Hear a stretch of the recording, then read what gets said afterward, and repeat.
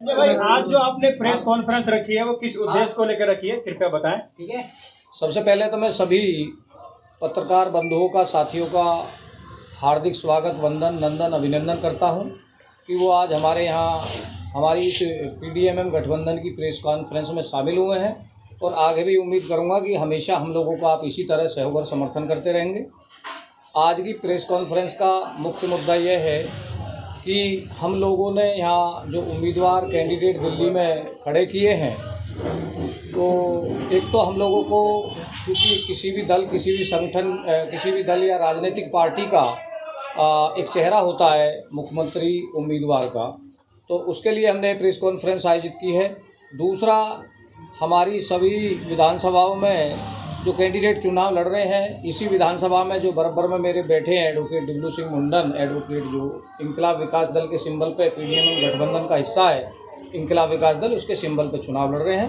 तो इनका को भी इसलिए इस प्रेस कॉन्फ्रेंस में मौजूद रखा गया है कि ताकि यहाँ की जो जनमानस है, आपके द्वारा, जो TV चैनल के द्वारा आपके लोगों पे अधिक से अधिक आपके माध्यम से इनकी आवाज़ और बात जा सके, क्योंकि चुनाव का अब समय ज़्यादा नहीं रहा है, वोटिंग का बहुत कम समय है। तो इसलिए यहाँ हम लोगों ने प्रेस कॉन्फ्रेंस आयोजित की है।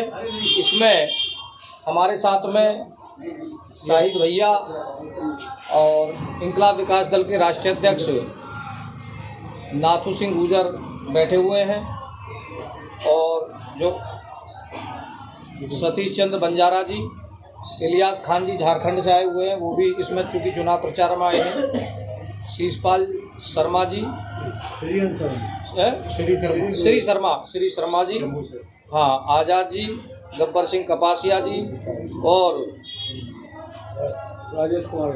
राजेश कुमार इंडोनिया जी, जो अल्पसंख्यक मोर्चे इंकलाब विकास दल के राष्ट्रीय अध्यक्ष हैं, और सरपंच जयेंद्र सिंह सरपंच जो मुरैना से आए हुए हैं, वो भी यहाँ चुनाव प्रचार में लगे हुए हैं। रामपाल सिंह जी बड़े संघर्षशील साथी हैं, रामपाल जी। तो सभी लोग, मुकेश कुमार आज़ाद जी सभी लोग यहाँ आए हुए हैं। हम लोगों का मुख्य एजेंडा, गब्बर सिंह मुद्दा और एजेंडा यह है कि भारत की राजनीति में बदलाव की आवश्यकता है और वो बदलाव अब पिछड़ा दलित मुस्लिम मोर्चा हम लोगों का है। इसके माध्यम से हम बड़े बदलाव की तरफ जा रहे हैं। दिल्ली के बाद में उत्तर प्रदेश में भी बड़ा रण होगा और जनता के हितों के मुद्दों की बड़ी लड़ाई हम लोग लड़ने जा रहे हैं। इसी को लेकर हम लोगों ने प्रेस कॉन्फ्रेंस आई। दिल्ली में 10 साल से केजरीवाल साहब की सरकार है, वो दावा कर रहे हैं कि हमने दिल्ली को लंदन पेरिस बना दिया। तो आप, उन्होंने इतना अच्छा विकास किया, तो फिर आपको चुनाव में जनता वोट क्यों देगी? देखिए, दिल्ली की कंडीशन ये है, और दिल्ली नहीं, पूरे भारत की कंडीशन है, पूरे भारत के अन्य स्टेटों की कंडीशन ये है कि वोट जो परसेंटेज है वो घट रहा है। वोट परसेंटेज पे कोई भी राजनीतिक दल या मीडिया काम नहीं कर रही है। उसका सबसे बड़ा कारण यह है कि 50% वोट हो रहा है। 50% में 20% जो वोटर्स है उसको छोड़ दीजिए आप, क्योंकि वो कुछ परिस्थितियों के कारण वोट नहीं डाल पाता, कुछ बाहर होते हैं, कुछ ऐसे लोग हैं जो वोट करते ही नहीं हैं। लेकिन 30% ऐसा वोटर्स है जो इन भारत की राजनीतिक पार्टियों से बिल्कुल पूरी तरह से त्रस्त है और इनको वोट करना नहीं चाहता है। उसी 30% को हम लाने का प्रयास कर रहे हैं, क्योंकि इनके पास में वो एजेंडा नहीं है जो एजेंडा हमारे पास है 30% को जोड़ने का। भाई 30% के बाद में अगर 10% हम और लाने में कामयाब रहे तो पूरे भारत में PDMM गठबंधन राजनीति करेगा, क्योंकि 40 और 38% पे विधायक और MP चुने जाते हैं। रहा सवाल केजरीवाल जी का, तो केजरीवाल जी आज राजनीति में के नैतिक मूल्यों में गिरावट आई है। राजनीति में बड़े बदलाव की आवश्यकता है, क्योंकि आज नॉन पॉलिटिकल जो लोग हैं, गैर राजनीतिक लोग भारत की सत्ता पर काबिज हो गए हैं। पहले अनुभवी लोगों को राजनीति में पदार्पण होता था, वो लोग समाज के लिए वो नीतियाँ लाते थे जो समाज के अंतिम व्यक्ति को भी उस नीतियों का लाभ मिलता था। आज इस देश को डिजिटल इंडिया की आवश्यकता नहीं है। कुंभ मेले में जो लोग मर रहे हैं, कुंभ मेले में से जो लोग ट्रेनों में लौट रहे हैं, उनको जनरल अच्छे डिब्बों की आवश्यकता है कि कम से कम वो सही से बैठ के तो आ जाएं। केजरीवाल जी के विषय में मैं कई बार कह चुका हूं कि केजरीवाल जी का बैकग्राउंड RSS का रहा है।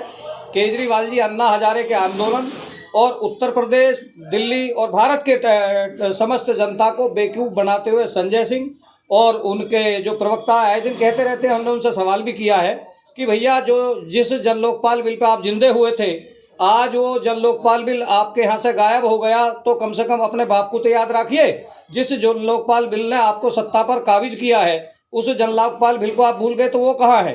तो इसलिए केजरीवाल जी का जो विकास की कंडीशन है वो अभी पीछे बारिश हुई थी, उससे आपको पता लगा होगा। दूसरा, किसी भी प्रदेश को चलाने के लिए राजस्व की आवश्यकता होती है, और यह जो झूठे प्रलोभन और लॉलीपॉप दिए जा रहे हैं उनको कि हम लोग जो है 2500 और 2100 रुपया महिलाओं को देंगे, तो ये हमारे जो गरीब जनता है, जो कुछ कम पढ़ी लिखी जनता है, उसको मानसिक गुलाम बनाने की पूरी तरह से इन लोगों की साजिश है।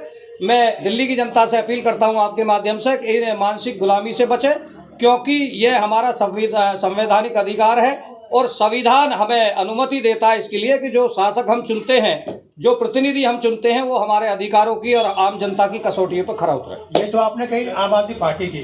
संजय भाई, आप देख रहे होंगे एक तरफ देश के प्रधानमंत्री बीजेपी के जो निगम पार्षद हैं उनके पैर छू रहे हैं, उस पर क्या कहेंगे? सवाल दोबारा दोहराइए एक बार। ये तो आपने जो बात कही आम आदमी पार्टी की कही, मौजूदा अभी जो आपके प्रतिद्वंदी हैं बीजेपी से, पटपड़गंज से, उनके देश के प्रधानमंत्री पैर छू रहे हैं, इस पर क्या कहेंगे आप? देखिए, एक कहावत है पुरानी की, अंधेर नगरी चौपट राजा, टकासेर भाजी टकासेर खाजा।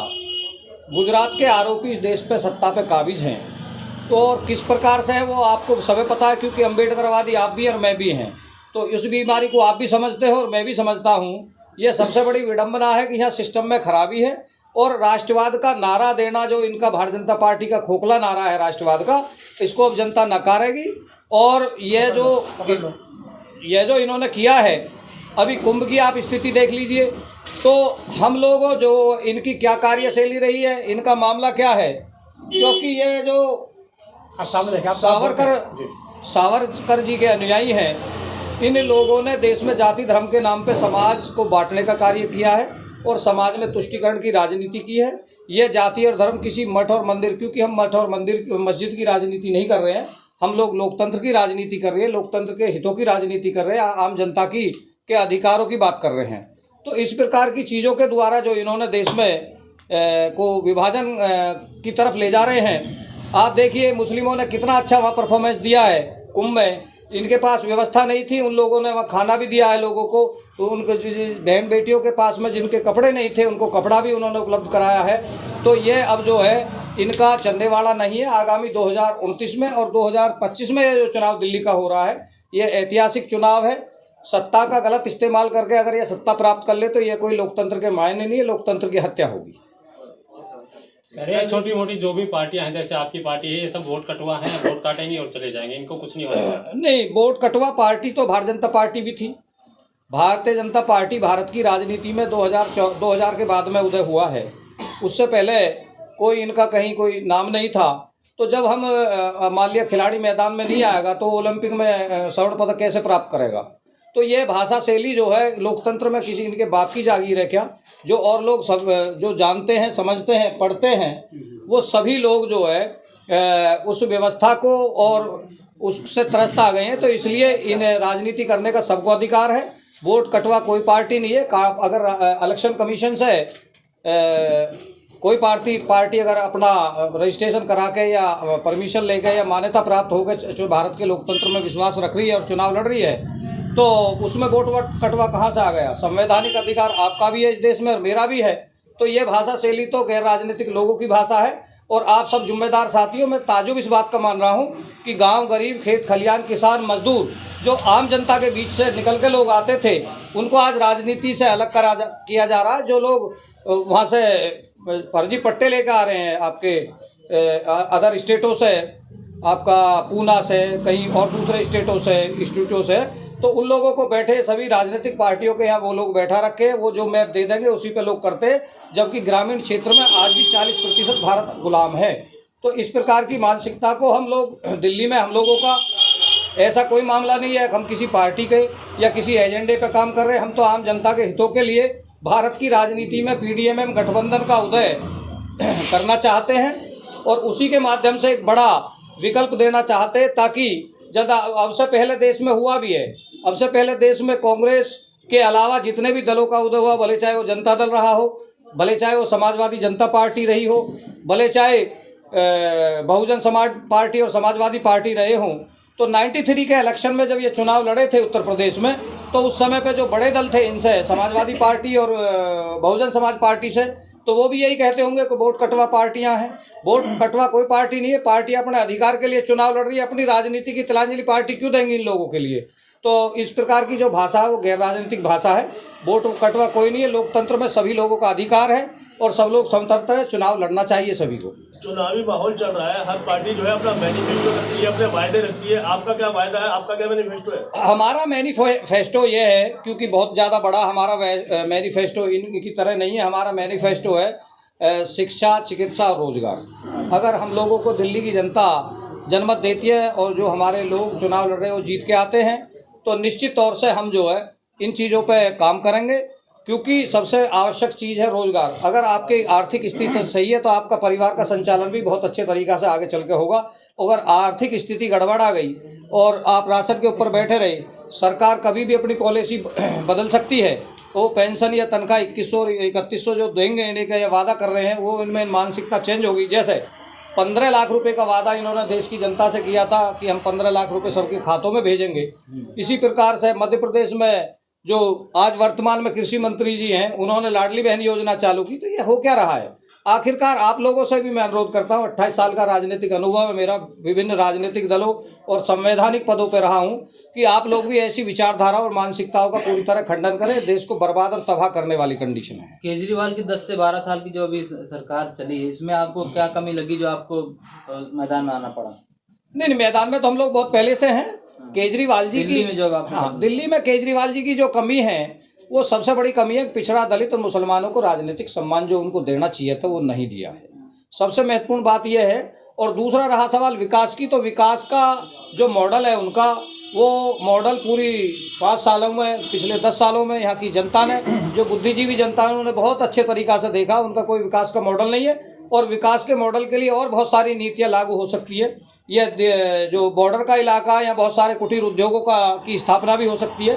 दिल्ली में जो यमुना का इलाका खाली पड़ा है, वहाँ भी छोटे उद्योगों का वो हो सकता है। लेकिन उन्होंने झुग्गी झोपड़ी और छोटे लोगों को प्रलोभन और लालच तो दिए, लेकिन उनके पूर्ण रूप से जो उनका अधिकार है, जो उनको मिलना चाहिए कि उनको कुटीर उद्योग लगवा दिए जाए, उनके और कोई कार्य करा दिए जाए, इस प्रकार का नहीं किया। तो ये मैं समझता हूँ कि देश का और प्रदेश का जो सत्ता पे बैठा हुआ व्यक्ति होता है वो राजा होता है, क्योंकि सब टोटल चीज़ें उनके हाथ में होती हैं। अब उनके हाथ में जब सब चीज़ें हैं, पैसा है, राजस्व जो प्रदेश सरकार से यहाँ की जो जनता टैक्स दे रही है, यहाँ की जनता जो जीएसटी दे रही है, हालांकि हो सकता है जीएसटी सेंटर में जाती हो, लेकिन जो यहाँ की जनता का लोकल जो उसमें पैसा जा रहा है वो तो इन्हीं के पास जा रहा है, तो उसका अधिकार नहीं है। इस प्रकार से आप पानी की तरह बहाओगे। जनता भावुक है, जनता की भावनात्मक विचारधारा के साथ में खिलवाड़ ये लोग कर रहे हैं। अगर विकास का कोई मॉडल होता तो आज ये दिल्ली में इस प्रकार की कंडीशन नहीं होती। मैं समझता हूँ कि अब की बार दिल्ली में बहुत खराब स्थिति भी आम आदमी पार्टी की होने जा रही है। अंतिम सवाल लेके मैं इस बात को खत्म करूंगा और मैं कोशिश करता हूँ कि इसका सवाल का जवाब हमारे उम्मीदवार एडवोकेट डब्लू साहब दें। अभी हाल फिलहाल में जो है अमृतसर में बाबा साहब की प्रतिमा पर प्रहार हुआ है, आपकी पार्टी का इस पर क्या स्टैंड है? मैं अपना परिचय देना चाहता हूँ। मेरा नाम एडवोकेट डब्लू सिंह मुंडन है और मैं पटपड़गंज विधानसभा जो 57 नंबर है उससे उम्मीदवार हूँ और मैं कड़कड़ डूमा कोर्ट में प्रैक्टिस करता हूँ। तो मेरा कहने का जो सबसे बड़ा तात्पर्य है, और अब उससे पहले एक बात और कहना चाहता हूँ कि आपका बहुत बहुत धन्यवाद जो पत्रकार बंधु आए, क्योंकि आप जो लोकतंत्र का तीसरा स्तंभ है, आपके बिना जो आम जनता की आवाज़ है वो नहीं पहुंचाई जा सकती। हाँ, चलो। तो आपके माध्यम से मैं अपनी पटपड़गंज की जो हमारी जनता है और भोली भाली जनता उसको बताना चाहता हूँ कि अब दिल्ली में बदलाव चाह रही है जनता, और दिल्ली में बदलाव आना भी चाहिए, क्योंकि जो पार्टी ये भ्रष्टाचार खत्म करना ही थी, वो भ्रष्टाचार के जो बेट चढ़ गई। और दिल्ली में चारों तरफ कूड़े के ढेर हैं और घरों के सामने कूड़े के ढेर लगे हुए हैं और दिल्ली में तीन इतने बड़े कूड़े के ढेर हैं कि वो जो पिछली सरकारें आई हैं वो ढेर वहीं पर लगा चली गई। ये सबसे पहले गाजीपुर का ढेर है और ओखला वाला ढेर है एक लगा हुआ, जो मलबे का ढेर लगा पड़ा कूड़े का, और ये आज़ादपुर मंडी के पास में एक। तो मैं जो हमारी पटपड़गंज की विधानसभा की जो जनता है उससे अपील करता हूँ कि मेरा 9वें नंबर का बटन है जो EVM में दिया गया है और मेरा छड़ी का निशान है, तो उस पर ही मुझे वोट करें। और दूसरी बात कि जो हमारा PDM गठबंधन है और इंकलाब विकास दल पार्टी जो मुझे समर्थन कर रही है, मैं इनका हार्दिक बहुत बहुत धन्यवाद करता हूँ। और दूसरी बात कि हमारे गठबंधन में जो 12 उम्मीदवार हैं जो दिल्ली में लड़ रहे हैं वो सब एक ही विचारधारा के हैं और जो हमारी विचारधारा है वो 86% की है, क्योंकि हम लोग 86% हैं और हमें जो अधिकार मिलना चाहिए वो नहीं मिल रहा है और 15% लोग जो हैं वो सत्ता पे काबिज हैं। सवाल का जवाब कीजिए ना सर, जो सवाल पूछा गया है उसे मैं अभी आ रहा हूँ मैं आपके मुद्दे पे ही। जो वहाँ पे हुआ है, जो चंडीगढ़ में मूर्ति गिराई गई है, वो बहुत दुर्भाग्यपूर्ण है। और दूसरी बात कि हमारे बाबा साहब अम्बेडकर जी जो संविधान लिख करके गए हैं, वो अगर चाहिए जो मूर्ति गिराने वाले हैं उनके नाम FIR दर्ज हो और सख्त से सख्त कार्रवाई की जाए। संजय भाई आप बोलिए। PDM गठबंधन को अगर पिछड़े दलित और मुसलमान समर्थन देते हैं तो बाबा साहब की नीतियों का प्रदेश में लागू की जाएंगी और जो सामंतवादी और नकारात्मक विचारधारा के लोग हैं उनको किसी भी कीमत पर बाबा साहब के अपमान को नहीं बर्दाश्त करेंगे हम लोग। और बाबा साहब किसी एक समाज, एक बिरादरी या एक धर्म के नहीं है, वो पूरे भारत के 140 करोड़ लोगों के बाबा साहब हैं। निश्चित तौर से जो विषैली मानसिकता और घटिया विचारधारा के लोग हैं वो इस प्रकार की घटनाओं को अंजाम दे रहे हैं, जिसके लिए पूरी तरह से शासन और प्रशासन को कड़ी कार्रवाई करनी चाहिए। मैं PDM गठबंधन का प्रमुख होने के नाते, भारत बचाओ संविधान बचाओ आंदोलन का राष्ट्रीय अध्यक्ष होने के नाते इस घटना की कड़े शब्दों में आपके माध्यम से निंदा करता हूँ। ठीक है, शुक्रिया।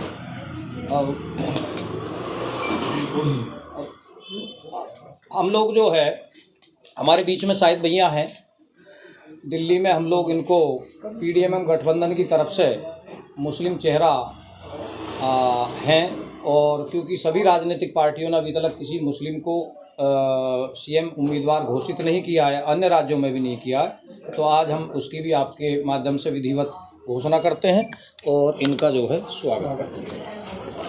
तो ये ज़रा फ़ोटो ले लेना, हमारे लोग किसी के पास में फोटो ले लेंगे।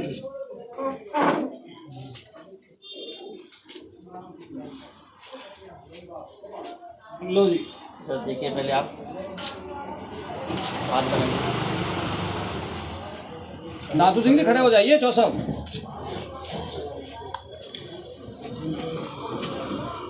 ये लीजिए, आप भी डाल दो। अध्यक्ष जी आप भी डाल दो।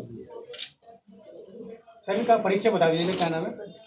इनका परिचय शाहिद भैया हैं, भारतीय किसान यूनियन के शाहिद भैया भारतीय किसान यूनियन के नेता हैं, काफ़ी लंबे समय से हम लोगों के साथ में हैं, संघर्ष कर रहे हैं और मुस्लिम समाज का आपके माध्यम से हम एक पूरे देश में मैसेज देना चाहते हैं कि भारत की राजनीति में ये सबसे बड़ा PDM गठबंधन ने कार्य किया है कि मुस्लिम समाज के लोगों को इतना बड़ा सम्मान हम लोगों ने दिया है। निश्चित तौर से दिल्ली की जनता से मेरी अपील है कि हम लोगों ने इतना बड़ा काम आपके सम्मान में और समर्थन में कर दिया है, तो इसलिए हमारे जहाँ जहाँ उम्मीदवार लड़ रहे हों, हमारे एडवोकेट डिब्लू सिंह मुंडन चुनाव लड़ रहे हैं पटपड़गंज विधानसभा से, तो यहाँ की जनता से मेरी अपील है कि वो हम लोगों को पूर्ण बहुमत से और अच्छा जनमत देकर वो दिल्ली की राजनीति का किंग मेकर बनाए। निश्चित तौर से हम उनके अधिकार और सम्मान की कसौटी को बरकरार रखेंगे। शाहिद जी आप क्या कहना चाहेंगे? आपको CM चेहरा जो है पेश किया गया है गठबंधन। पीडीएम गठबंधन का धन्यवाद करते हैं और किसी को फ्री का लालच नहीं देंगे। जो भी काम करना है अपनी दम पे और मेहनत पे काम करेंगे और सभी के लिए हाँ अच्छा काम करेंगे। फिर का रिपीट कर दो भाई। दोबारा से आपको सीएम पद का चारा दिया गया है, इसके बारे में क्या कहेंगे? पीडीएम गठबंधन का हम अभिनंदन करते हैं और किसी को भी ये जो फ्री का लालच देते हैं ना सब, ये लालच नहीं देना किसी को भी। सबको अच्छे कार्य, नौकरी और सबको स्वास्थ्य फ्री दिया जाएगा, लेकिन काम करने के लिए सबको काम दिया जाएगा। तो ये स्कीम बंद कर दी जाएगी। हाँ, जो फर्स्ट फ्री की स्कीम है, जो जबरदस्ती स्कीम जो लोगों को मानसिक तो गुलाम बनाया जा रहा है, गुलाम नहीं बनाया किसी को भी। सबको अच्छे कार्य और नौकरी दी जाएंगी। हाँ, रोजगार कैसे पैदा करेंगे आप? अब वो तो सिचुएशन जैसे बनती रहेगी, सबको सब अपने